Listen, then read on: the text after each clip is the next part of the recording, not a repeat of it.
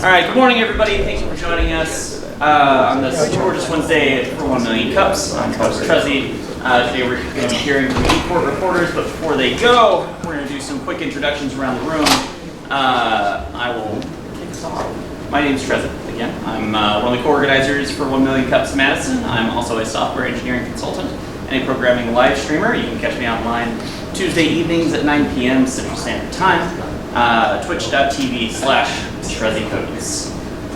My name is Josh Helling. I'm also one of the co-organizers here. My firm, Rootstock Partners, works with founders and non-technical executives to get software product strategy right. My name is Joey Frayne. I'm a technology investment manager with Wisconsin Economic Development Corporation. What that means is we have a couple programs that I work on day to day, and they're geared towards technology-based startups looking to raise capital from investors. And also a board. That's the shirt. Implies. I'm Kurt Peterson, co-founder of 32 Auctions, a platform for hosting and managing silent auction platforms. I'm Michael Botts. I'm with Peterson Technology. We help small to medium businesses and nonprofits avoid the frustrations and headaches of technology, and we provide all of our services for flat rate. I'm Mark. I am the community manager for Starting Block right upstairs. We are a sponsor and also help startups in general with space or connections or access to funding. I'm Dennis Barnum, Berlin Mentors. I've been out of the country for a little bit, and I come back and Josh does this to me. Shaving is allowed. Yeah, we didn't recognize it when you walked in. Yeah. Well, he said hi, and I'm going, who is this guy? I'm James Cademan. I have Calls on Call, a shared receptionist service for small businesses. I'm Derek Gebler, co-organizer and founder of Field 59. Yeah. I'm Dan Anderson. I work for Baker Tilly. Chuck Sayre, I'm a patent and trademark attorney at DeWitt Law Firm. Peter Caddy, wealth manager at Bank of America. I'm Joao. I'm probably the only one with no company, or I'm a professor at the university. I work in the precision agriculture area, so we develop a lot of system technology, a lot of things related to computer vision applications for livestock. And now we have talked with folks at the university how to commercialize some of the things we have developed, and that's like a good environment to be on. I'm Lucas Rodriguez. I'm at Read Research. We do clinical trials in dogs to help human and dogs. I'm John Fenley. I'm visiting from Utah. I just bought Murphy and I'm restarting it. It started right now. I need a UX, UI guy. Do that. All right, so quick thanks to our sponsors, DreamBank for the space and Starting Block for their continued support. Also, if you haven't already, go ahead and grab the 1 Million Cups app. Make sure to check in. Let us know you're here. With that, let's hear it for eCourt reporters. Good morning. Thank you for joining us. My name is Karen Renee. I am president and founder of eCourt Reporters. Do you want to do this? Hi, I'm Judy Garrellat, and I'm vice president of eCourt Reporters. So eCourt Reporters is a platform for law firms, court reporting agencies, and government entities to directly connect to court reporters and legal videographers across the U.S. with live search capabilities. So essentially, ordering a court reporter or booking a court reporter should be an easy process. However, this is normally what happens. A law firm scheduler may start with a contact list, going to emails, phone calls, text messages, even to social media, and then waiting for those responses for those emails, phone calls, text messages, social media. So a process that's, we are a two-sided marketplace, I should mention. We actually solve two problems, and this is the problem from the law firm side. So in this scenario of booking a court reporter, again, going through all the process of getting to her, what we did is we created a platform that takes you directly to the court reporter, efficient process time. We can take something that takes normally a couple of days to get through the process of those emails and contacts down to 2 minutes. So literally solving the problem on the court reporter side here. Problem 2 actually is, again, from the court reporter's perspective, that same scenario that we just talked about when a law firm books a court reporter and touches all those different contacts. So the other agencies, the national agencies, all those contacts, when it trickles down to the court reporter, the pay can be taken up as much as 50% of the services for that particular law firm service. So what we did for the court reporter by going direct, if that same invoice scenario, I use the example of $1,000 because I don't like math. So if you use the $1,000 invoice before, up to 50% that court reporter would be receiving as little as $500 on that service. Here, that court reporter would receive as much as $950 on that same service. Correct. So how did we do it? We created a custom-built website that provides direct access, again, law firms, court reporting agencies, and government entities with live search capabilities. In other words, when a search is done, it is based on the court reporter's availability in a live search calendar. This is how we did it. If you look at the first picture, the first step is applying on our site. Everybody is vetted that is on our site. So in this case, you'd either apply as a court reporter videographer, or on the other side as a service or as a scheduler, you would be applying as a law firm, government entity, or court reporting agency. And after being vetted and approved, if you look at picture 2, the court reporter would then access, or would have access to a live calendar to make herself available, him or herself, and also to the locations that they choose to serve. In other words, if they start in Madison, maybe they also serve as Milwaukee. So they would activate their calendar, activate their services that they're providing service to. On the attorney side or the law firm side, again, they go through a process of being vetted. After being vetted and approved, now they can begin searching. So slide 3 or page 3 is your typical search. Date, time, location of proceedings. So let's use an example of a deposition. You put in your date, time, location, and then perhaps you need somebody that's medically proficient. You can start drawing down on specific services, and then what our system does is filters out to the available court reporters based on the match of the criteria put in for that proceeding. So at that time, the list at the bottom is who is available, and now that law firm can select by years of experience, 5-star rating, certifications, and most importantly, upfront pricing, which is something that law firms don't normally get, is what they're going to be charged up front. So that's unique to the system and appreciated by law firms. At the end, when the job is complete, a court reporter would upload a submission form. At that time, the law firm is invoiced with the exact prices that is seen at the time of booking. So no fees added to it, no hidden fees, we're very transparent. So again, upfront pricing, and the law firm knows exactly what the invoice will look like. We launched in 2017, and to date we have grown to 130,000 gross revenue, and we have court reporters booked out as far as May of 2020.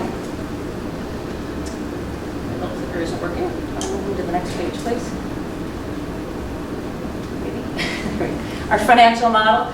So what we do is we retain a portion of the invoice. So going back to that $1,000 to $950, 5% of the invoice is retained when using our services from the service provider. That is when the service provider chooses not to do, or to do production. And production is essentially printing and binding of a transcript. There are court reporters that prefer not to do production. We offer that service an additional 15%. So again, 20% of the invoice would be retained by court reporters in that scenario. We also, interestingly, when we first started the process, we were not going to have agencies and firms in our system. After launching, about a year after we launched, agencies and court reporting firms came to us and wanted to use our system for overflow. So they are allowed. We went back and pivoted and brought their area in, their segment in, and we upcharged them upcharged them 10% for using the service. Oops, I'm sorry, then I did it. So there's 3 common roles of a court reporter: officials that work in the courthouse. Then there's captioners that provide your live feed at the bottom of a TV screen, or if you're at a Jumbotron at sporting events. And then freelancers that work outside, usually outside in attorneys' offices for deposition work, trial prep. Our system covers all 3 of those roles. However, we heavily focus on the freelancer. To date, we have grown to over 1,290 users across the United States. We have, as you can see, heavily populated area, more service providers. That continues to grow daily, and that is on both sides of our feed, which is the court reporter side, or the service provider side, and the scheduler side. We have 7,000 court reporters that are registered with the National Court Reporters Association, and 450 legal videographers that are registered with the National Court Reporters Association. Booking that segment, we have a total addressable market of $145 million annually. Our team consists of myself, Karen Renee, president. I've been in the court reporting industry since 2004. Been a business owner since 1990. Judy Gerlach, vice president. Judy brings a government service background of 38 years in public works. Judy actually left her government job to join and grow court reporters, so I'm really glad to have her. We met with a common interest. We're both strong, independent women that drive our own Harleys. That was 20 years ago, and grew to a great business relationship today. That's, so yeah, thank you. Oh, our system, what we're asking for today. A couple things. Defining our addressable market. I talked about the 7,000 registered National Court Reporters Association, those that are registered. There's a lot that are not registered. And there's also a number that are, again, when it comes to officials, when it comes to the other roles, the captioners, we don't have a real good number. We have a hard number of the registered ones because we can improve that model, that number. Access to law firms, we always are looking for introductions to law firms to demonstrate give a demonstration. It takes about 30 minutes. We can do it less than that. Law firms don't want to take the time. Paralegals in particular, we like to talk to the paralegals. I know they do a lot of the work for the law firms. And then marketing tips to scale. We're always looking for information on how we can scale our business and grow faster. I could add a couple yes, minor items because I'm kind of more in the business end of it. A couple things, Karen, which she doesn't always talk for herself. She is also a court reporter. She also owns another court reporting business, Milwaukee Reporters. So that Milwaukee Court Reporters has actually vetted this system. Basically, beta tested it, has used it throughout, so thoroughly we found any glitches. So system's been thoroughly tested. Another thing to note is the service providers, the court reporters and videographers, they put in their own rates. So their rates are driven by the market and the area that they're at. So California is certainly going to charge a different fee than Milwaukee or Madison is going to charge. So they're paid based on their own rates, and that's why it's so important for the law firms and the bookers, the schedulers, I should say, to see those rates before they book them. So the other item is it is a free service to law firms. So they aren't on the charge end. The service provider is what generates the revenue, and the agencies generate the revenue.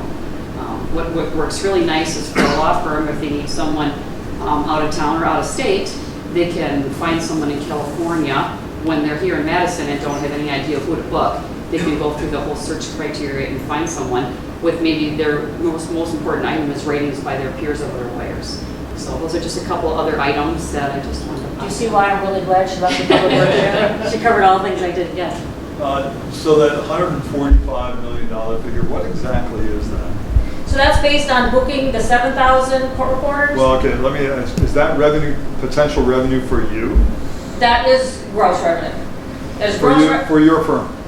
I mean, when you say annual total Correct. addressable market, that means that's how much potentially you could make in revenue off of the addressable market. Correct. Booking those court reporters. It's actually based on booking them 3 times a week in a deposition. And again, it's kind of where we struggle on that addressable market because there's so many moving parts to booking a court reporter. Okay. That's based on 3 times a week, and I say 3 times a week because most court reporters that do deposition work, you're not done at the deposition stage. You still have to go to your office and complete the transcript. So when I say 3 times a week, it's really full time. So so if you were to get 10% of the market, basically what you're saying is our potential as a business, if we get 10% of the market, is $14.5 million. Correct. Okay. Correct. So I've got a couple of questions. One is, you said you vet the law firms. So which law firms, what types of law firms don't make the grade? We haven't, we have turned a couple down actually. We have, I For will, slow payment. well, I'll just say that was a removal. So I'll add, they signed up as a law firm, they really weren't a law firm. So that's an example. They signed up as a law firm, they're really just looking for a court reporter that was listed perhaps on our site. It was more of a back way of trying to find that court reporter. But when we went to the vetting system, they weren't even a law firm. So that would be a rejection of not being allowed to use our site. And what Judy referred to is we've had a law firm on our site that originally was a no pay. In other words, they didn't pay for the transcript. We ended up paying for the court reporter. We never got payment from the law firm until like a year and a half later. So at first they were no pay, and when they were no pay, we removed them from our system. In other words, we blocked their usage. They have since paid, and I don't know if we did not reactivate. Okay, we did not reactivate. No. So that would be an example of how the law firm would be vetted, though, is that we actually make sure most of them, I think we just had one yesterday that moved, we couldn't vet the person, that they were out of Texas/Oklahoma. We found them in Texas, but he applied in Oklahoma. Well, it turned out that he had just moved. We could find all sorts of vetting stuff and find information on him in Texas. We could not find information on the law firm in Oklahoma. As it turned out, he had just moved and he was establishing himself in the new location. After we got that approved and through, then we were able to get him access to the system as well. So it's just to make sure we want a good experience on both sides. We also had where you have an individual that wants to, be their own attorney, do it pro se, and they try to sign up on our system. Well, our system is really not designed for that. So yeah, that would be another example. The overall sort of value pitch is super compelling. That diagram of what they go through now and how much simpler you make it. So that's really kind of exciting. I'm curious, taking that and your kind of traction to date, what's the objection that you get? When you engage somebody on either side of the marketplace and they don't become a customer, why? They don't understand free is really free. These are lawyers. I think that's part of it, just what Judy said. We have we can get court reporters signed up constantly. Our numbers move daily. On the attorney side, I don't know if they think that we're trying to pull a wool over their eyes in some form. It is a free service for attorneys, and yet we struggle opening those doors to attorneys to say, hey, check this out. This is something you can use. It's a free service. You have no reason not to. I don't know. I wish I had that answer better than that. Maybe one of the attorneys can answer that question. Why would you not use it? That is one of our standpoints. Why would you not use it? It's a free service. If you registered and never used it again, you're never charged. Sure. Registered and realized that when you're a Milwaukee attorney or a Madison attorney, you're traveling to California and you need a court reporter, you can go on our site and see exactly who you're getting before you get there and the prices up front. Yes. On that subject, 20 years ago I had a business up in Minneapolis where we put documents online for complex litigation. And attorneys are notorious for selling, they're really hard to turn, and to your point. And the objection I always had was, even though I could prove cost effectiveness of what we were doing, their response is, well, I'm paying my legal assistant or paralegal or whomever, no matter what, and so I might as well just utilize them. And that may be the objection you're getting, because they may be looking and saying, well, we already have a system in place where we can solve this, and I'm paying somebody anyway to do it. I don't understand, what would I do with this person if I used your service? And that may be what your objection is, and you have to think about that. And following up on that, we actually have gotten an objection to, not an objection so much as a response being, we're touting, you can take a paralegal's time and cut her time down from what would take a day or two to book one court reporter down to 2 minutes. The attorney says, well, that day or two that I have that paralegal work, and that's billable hours that I can take to the client. Exactly. So why we should really go to the client and say, make sure your attorney's saving you money by going to our... Because the attorney's probably passing through all of the cost on their invoices. Which where solo or small firms would do better than the larger firms that... It does, as I'm early into the presentation, intuitively I thought your customer is the court reporter. And I'm thinking, now I'm hearing, oh no, our customers are really the law firms. Help me understand why your customer isn't really the court. They're the ones making the revenue. Now it's a value, it could be a value add to a law firm, but help me understand why the people that are getting the majority of the value from your site are not your customers, your primary client. I would say there are customers, we have two customers. We have the law firm customer, we have the court reporter customer. So we really are trying to address both and answering a problem for both. So on the law firm side, it's time consuming, frustrating process to book. On the court reporter side, I'm a court reporter. If I'm out doing a deposition and you need to book me for a service, I'm on the record. I can't answer your phone, I can't answer your email, I can't answer your text message, so you have to wait until I get off the record. Now, with our system, you can go on there and you can say, I need a court reporter tomorrow. There's my profile, there I am, boom. I'm booked while I'm on the record. So we're answering a problem for the court reporter side as well. It's free advertising for the court reporter also. So what we've done, the example I just used, going from, say, Madison to California, the Madison attorneys have no clue who's in California. We just expose the California reporters free of charge on advertising to all the Madison or the attorneys that are traveling. Let me just push back on this. There's a difference between who you add value to and who you collect revenue from. And that's where you're absolutely right. You're adding value to a lot of different people. Who is paying your bill? And that's what I'm getting a little fuzzy on, because a lot of your focuses are on the people that really are not paying your bills. That's what I'm getting out of it, and so I've just got, listen, you don't have to explain, I mean, you don't have to justify it to me, it's your business, but I'm just saying, as I'm listening to this, I'm thinking, you're really focusing a lot on the people that aren't paying your bills. I'm thinking, geez, could you sell advertising space to court reporters? Could you make it, I mean, that is your market, right? We actually have a lot of, yeah, we do have a lot down the pipe that we'd like to do, and to your point, what we'd like to do is bring on process servers, more as an advertising, bring on proofreaders, all those other services that go along with deposition for a court reporter, for a law firm, that can come on our site in the advertising form versus the service. But didn't you say that your court reporters get more money if they go through you versus if they bill directly? Yeah. It sounds to me that that's maybe your route to increasing your usage, is use them to simply, a lot of law firms, it's been 20 years for me, but I found a lot of law firms like favorite court reporters, and perhaps use that to simply say, look, if you want me, you have to go here to book me. And we do use that avenue, and I'll tell you what we've done for law firms exclusively is there's a segment on our platform that allows law firms to search by name.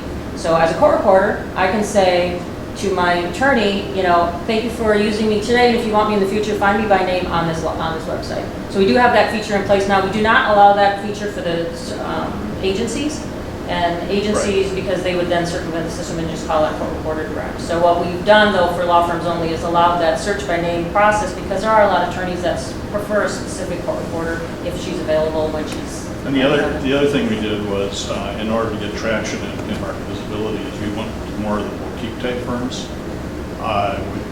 which I don't even know exist anymore. But back 20 years ago, you'd have these high-level litigators would leave the major firm and start a little boutique firm, maybe 1 or 2 lawyers, maybe 3, and they didn't have the support staff.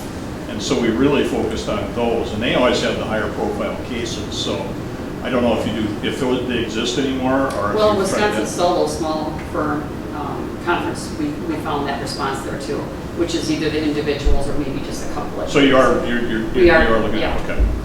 And if I could add one item from before we were talking, the other service we do provide for the court reporter is we do all the invoicing for them and collection for them. So that is another service we provide besides their advertising too. So it is part of the service. Can you clarify for me, I must not go to court very much. How many court reporters are in a given courtroom? I thought there was just one that the court provider. Yeah, and that's another hurdle that we get across with our process is everybody's kind of familiar with the courthouse, the court reporter that's in the courthouse. That's just one role of court reporter. There's usually one in the courthouse, per courthouse or per courtroom. But then captioners that provide the feed on. If you've been to Lambeau Field and seen the Jumbotron, that's a live court reporter typing in as that goes to a newscast. You see the live feed, that is a court reporter. And then freelancers are, I'm a freelancer. I primarily work in attorneys' offices for depositions. We may do a deposition in a doctor's office. So we're mobile, we're moving. We're not in any given one location in the courthouse. We are doing pre-trial prep depositions, and we're out in, like I said, doctor's offices are common, conference rooms in hotels are common. We're traveling, we're moving with our. That's why on our system the court reporter can open up locations. So I focus mostly in Milwaukee, but I service Madison. So somebody in Madison can find me. I can travel to Madison with my equipment and come here and do a deposition. I can open my area up wherever I want. So it's rare that you're actually in the courthouse? I'm almost never in the courthouse. Okay. I'm never in the courthouse. Okay. Yeah. It's a part of our profession that I wish was more well known. And unless you've been deposed, anybody in here been deposed? So then you've been there with the court reporter in a small room with 2 attorneys. And I'll just feed this right into a question that hasn't come out yet, but always comes up to us. The next question comes up, why don't we just record, and why are court reporters even in existence? Why don't we just record? We have all this technology today, why don't we just record a deposition? And in courthouses, they're starting to bring that in. Well, in the courthouses, you have separate mics per person, right? You have the attorney here and you have the attorney here, the judge isn't controlling the situation. Well, in depositions, you have, it's a litigation, so somebody's mad at somebody. You have an attorney on one side, you have an attorney on the other side, you have a person that's being deposed that probably doesn't want to be there and is being questioned, and now a court reporter. And that's the scenario that you're in, and you're likely, very likely, to have some form of overspeak, argument. There's going to be frustrations throughout the day. So in a recording situation, if you took that same scenario and tried to record it, you've got white noise, you've got talking over each other, you've got coughing, sneezing, doors closing. There's a number of issues that happen. And not only if you didn't have a court reporter there doing that and controlling the scenario, that same scenario in a recording, then that still has to be turned into a transcript. So the next step is who's going to transcribe this. Many times it's sent overseas for cheaper cost. Now you're taking your client's information and exposing it to cyberspace. We have to keep in mind here that with a court reporter, we're dealing with people's lives, right? Litigation changes lives. So the court reporter is an important aspect in a lawsuit, in a litigation, and what we've found is attorneys struggle finding available court reporters and certified court reporters, and we've just made the system easy for them. So the two-sided marketplace is notoriously challenging, right? And it sounds like, just kind of listening between the lines, like you've got the one side working pretty smoothly, the court reporter side, and the challenges on the other. Kind of stepping back to that marketing question you posed, and thinking about our earlier discussion about the law firms' maybe, I'll say, lack of perceived value, right, in that they're passing all the costs through and so forth. It might be interesting to try to zoom into, forget like eCourt reporters for a moment. If I'm a law firm, who is it that picks the court reporters, and how do they come to decide the agency they're going to use, the call list they're going to use? Like, something about that has to matter to somebody, and getting inside of that decision calculus might be the way to unlock how to market to them. So what has happened in the industry is, to your point, the paralegals are primarily the ones that book the court reporters, number one. So that would be a person that we would want to talk to. And then number two, large agencies have a lot behind them that can market to those paralegals with prizes, with rewards. You take the freelancers that's out individually or independently, they don't have the marketing and the tools and the gifts for them to promote themselves. So again, what we're trying to do here, and what we did at the beginning, is we didn't even allow agencies in our system, because that was a problem. That's who takes 50% of the court reporters' pay, and that that became a problem. And that started, the court reporters across the country don't want to work for many of these agencies that take a lot of their pay. They're like, why would I do the job for 50% less of my service value? So they've actually started turning down jobs. That puts the agencies in a bind. Now they have all these wonderful attorneys that they have promised service to, and they can't get people into service. So then, again, the agencies came to us and said, can we use your service? We're like, well, you can, but you're going to pay the court reporter's price, and then we'll also charge you to use it. They still want it. They still want the service. So there is a shortage of court reporters throughout the country. There's no doubt that we need more of them. It's a great profession, and anybody that's got a daughter or son that's interested in the legal world, it's a great profession to get involved in. But that has where our industry has taken us, and we're trying to answer all questions. There's many questions as we can, many problems as we can, to try to address each one of those and make it a simple process. It's interesting because it almost seems like you're filling the role of the agency. We kind of are, and that's another misconception that we have to get over when we talk to people. It's like, well, you're an agency. No, we're not an agency. We literally are a connection. We're a direct connect technology that brings you together without us being interfering in the middle and taking your money. Well, what if you challenged that assumption? What if you said, no, okay, we are an agency, we're just a different kind of agency. We're an agency that's going to pay you 10 times more, and then figure out whatever it is that's compelling, more, and figure out whatever's compelling on the other side. I don't know, because as an outsider, I couldn't explain why you're not an agency other than the different rate structure. Yeah, Yeah. We've been Valid compared to point. Match.com. Yeah. You know, we're not a dating service by any means, but we are connecting to people that are trying to find each other with certain criteria. Yeah. I was actually thinking of comparison more like Upwork. I don't know. Yeah, yeah. Search people that want to work with. Right, exactly. Just domain specific. Right. Specific, yeah, right.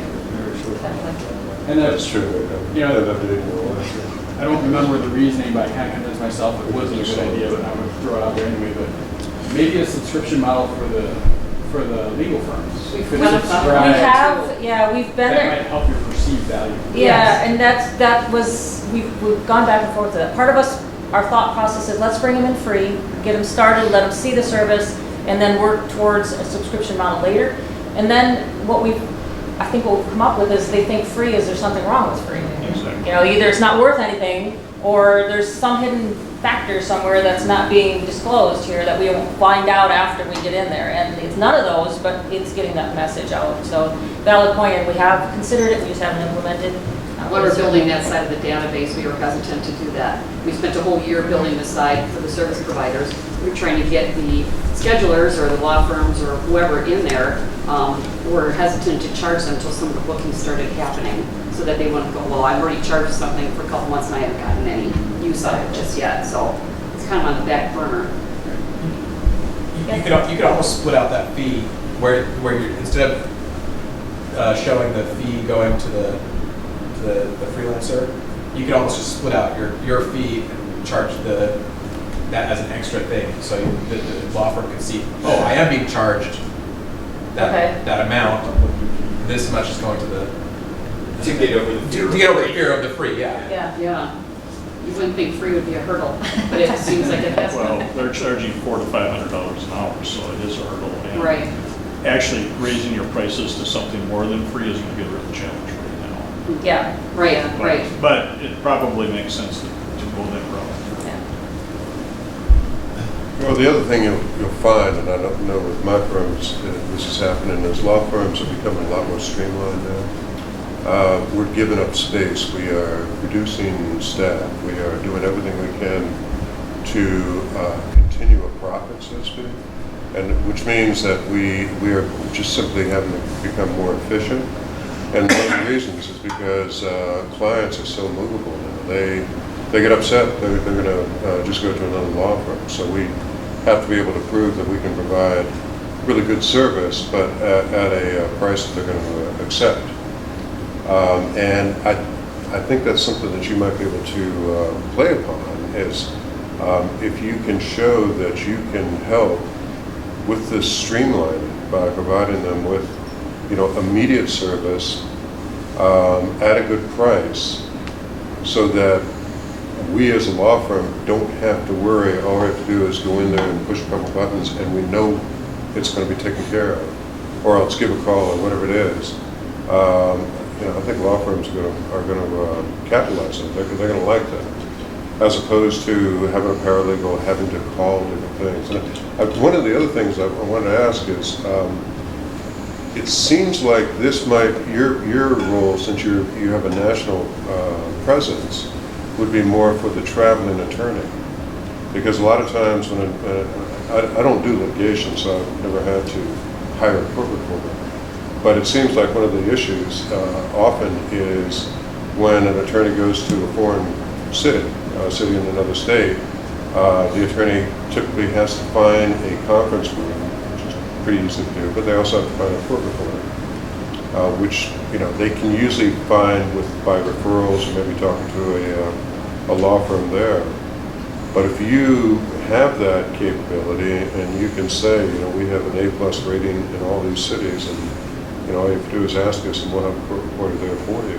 It is a big feature that we promote to attorneys, or try to. Again, if we get in the door, that is a big factor. So again, that traveling aspect, if you're in Madison, you have no idea until you get there, what you have, right? And this way you know up front, if you can select, buy the 5-star rating, buy the upfront pricing, that's real crucial. Certifications, all that becomes real important when you're looking for the court reporter versus making that phone call. I'm a firm owner myself in Milwaukee, like Judy said, and I have clients that have come to me and, if they're traveling, I don't know didn't know what I was sending them to, right? I'd send them to California and I'd call up somebody and say, can you get a court reporter there? And they'd say, yeah. Until my attorney came back and said, you know, that went well or didn't go well, I don't know. This way I can go on our system now and I can quote for the attorney if I have to, directly who they need, what they need, based on their criteria. If it's a medically, usually medical is one of the big ones, right? If you have somebody that's proficient in medical terminology, that's a step above in your deposition versus somebody that maybe doesn't do medical, doesn't like medical, what have you. So that becomes real important in a deposition. So yeah, it's a great feature for the attorneys to be able to know up front their selection. All right, I just wanted to confirm, you both sold your motorcycles? No. No, we're just waiting for the weather to clear. I'm thinking about getting a new one if you're interested. No, and I think the pictures on there, the same bikes that are on there. We have some people, we're looking for riders to go, so if you want to come over, let us know. Absolutely. I think we'll probably have time for 2 more questions. Yeah, I just want to make a point. I think, you know, the thing I found in the legal industry is it's like a super tanker in a canal. It turns slowly, and you may just have to rely on patience. Because I'm hearing you guys are doing a lot of the right things. It's just, you know, hanging in there a matter of time, probably. It's good to hear. Are you guys profitable?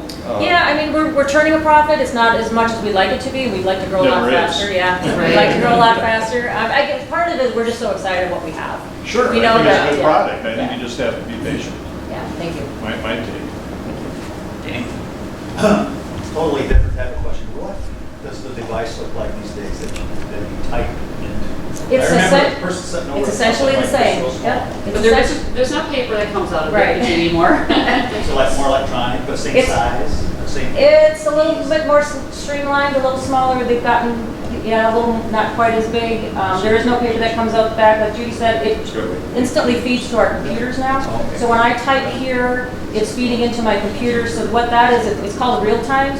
So as an attorney, I can hook up to their computer in a deposition, and they can read as I'm typing. And what that does for the attorney is if there's a question 5 questions back, rather than saying stop in the deposition and saying, what did that guy say? He can actually scroll back on the screen and say, read back what was said, 5 questions ago or something like that. So that's new technology that court reporters utilize now that wasn't then. The machine itself is primarily Is the machine a shorthand type? Yes. So there's keys for certain words? Yep, we are still stenographers. It's still based on a shorthand. And we have to do about 225 to 300 words a minute is the machine technology. Do they have the mouth? They do have, that's a voice writer, yep, they do have voice writers. That happened once. We don't have them just really. the lady out. Yeah, they're not heavily here in this area. They're in the southern Georgia area. There's a lot there. So what they do is they repeat everything that is being said in a deposition through a mask. It can be distracting for some attorneys. That's what we hear. It's more distracting a little bit because it's while you're saying what you're saying, they're repeating it. You can't hear it, but what his or her software does is it gets to learn her words and then translates that into that live stream feed into the computer. So it's the same process, just done voice writing. We actually have a lot of court reporters that over time get carpal tunnel and can no longer type, and they actually, because they have all the other technology and all the other training and being a court reporter, they go to the voice mask to continue their career without having to worry about carpal tunnel. Is there any emotion as you type? Because you hear a lot of stuff. I've only cried openly twice. Openly where I'm, pulling down, doing this and trying not to let tears go. It does get emotional. It's hard to leave some of it at the job. When you go home, you try to block it out. I do a lot of work at children's court. That's probably the toughest stuff to listen to. But it's fascinating. It's also just as fascinating a career because every day it's different, right? I can go today may be very difficult to hear, but tomorrow might be 2 neighbors fighting over a fence in their backyard. It's a lot of fun. It goes on both sides. All right, let's hear it for eCourt reporters. So we remember the gifts. There's 2 of you, so we've got 2 of these. Thank you for gifts. Thank you for presenting. Thank you. Are you 2 going to be hang out for a little bit after the presentation? Great. So if anybody wants to pop up here and say hey, they'll be around. Don't forget to check in. If you haven't already, you grab the 1 Million Cups app and check in. Don't forget, I can see who has. Final thank you to Three Banks for the Space Starting About for their continued support and eCourt reporters for the presentation. Everybody have a great rest of your Wednesday.